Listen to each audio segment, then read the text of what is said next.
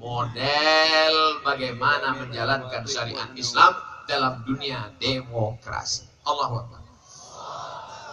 Kita tidak tinggal di kerajaan Islam, kita bukan di Saudi Arabia, kita tinggal di negara demokrasi. Sama seperti Amerika, sama seperti Inggris, Eropa, demokrasi. Suara terbanyak, suara Tuhan. Dalam demokrasi tidak bisa dilihat mana benar, mana salah, mana bengkok, mana lurus, mana yang paling banyak, itulah yang paling benar.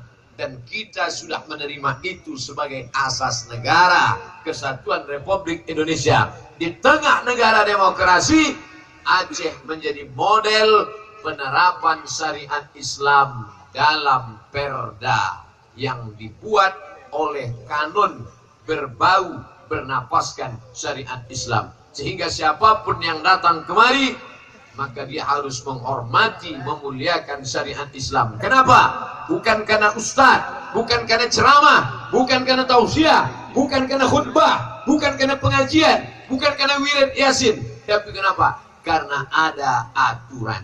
Di mana-mana saya ceramah, saya bicara tentang wilayah hisbah. Jamaah sekalian, kenapa sholat Jumat dimuliakan? Kenapa toko-toko tutup? Kenapa tidak ada orang yang main gaple? Kenapa tidak ada orang yang mengejek masjid? Kenapa orang berjilbab? Kenapa pakai pakaian panjang?